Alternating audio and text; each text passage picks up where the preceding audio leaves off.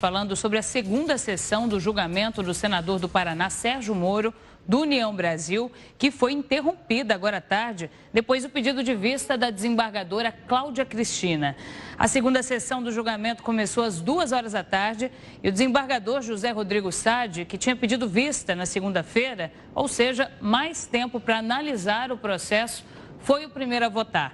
Ele se posicionou a favor da cassação do mandato do senador e a inegibilidade dele até o ano de 2030.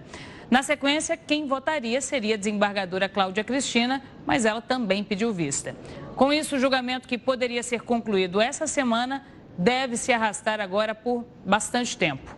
Moro responde a duas ações que foram movidas pelo PL e pela Federação Brasil da Esperança, que é formada pelo PT, PV e pelo PCdoB.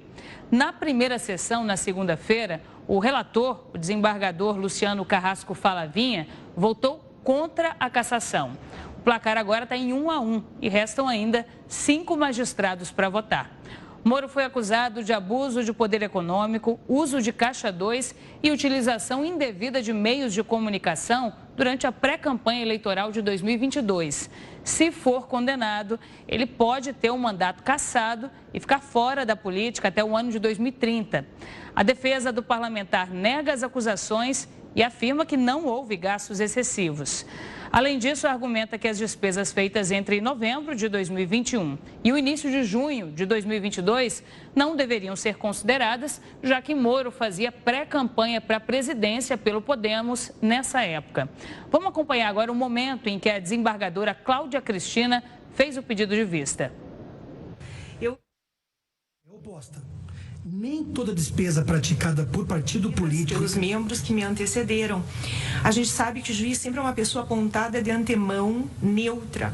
Ela é apontada segundo as regras legais para decidir um conflito, deve necessariamente não ter participado de nada, não ter participado dos fatos.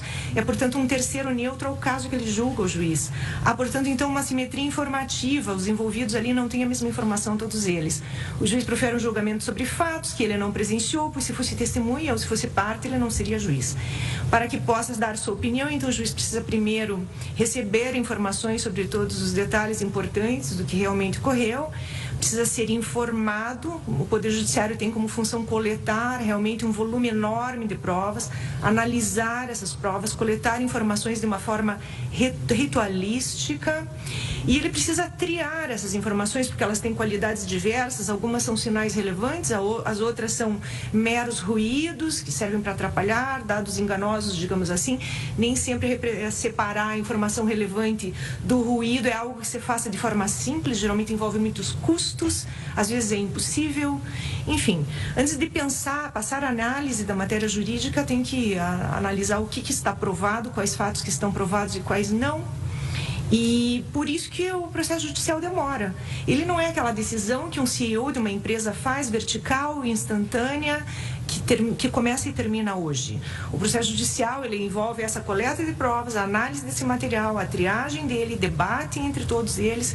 E é por isso que estamos aqui diante de um processo que precisa de ser amadurecido, e por isso eu vou pedir vista, né? Na segunda-feira, o eminente relator, o relator é a pessoa que primeiro estuda o processo e depois traz aquilo mais mastigado, digamos assim, aos demais membros, né, aos demais julgadores. Então, segunda-feira, o eminente relator apresentou uma análise de provas e a repercussão desses fatos provados na lei. Hoje o jurista Sade apresenta uma posição oposta. Há um grande volume de ideias, de informações a processar e a ausência, talvez, de precedentes mais diretos, e precisamos todos de um intervalo para refletir e concluir. É por isso que eu vou pedir vista, senhor presidente. Trago o processo na segunda-feira. Muito obrigada pela palavra. Obrigado, senadora federal Cláudia Cristina Cristofani. Acho que é oportuno, né, esse pedido de vista aqui, porque realmente são duas posições diversas. E acredito que segunda-feira o julgamento será concluído, porque todos nós agora já temos duas posições, né? Duas posições diversas, que está agora analisarmos qual o voto que nós entenderemos por bem seguir. Você acompanhou então o pedido de vista da desembargadora Cláudia Cristina. Esse é o segundo pedido de vista, né? Pedido de mais tempo para analisar o processo desde que o julgamento começou na segunda-feira.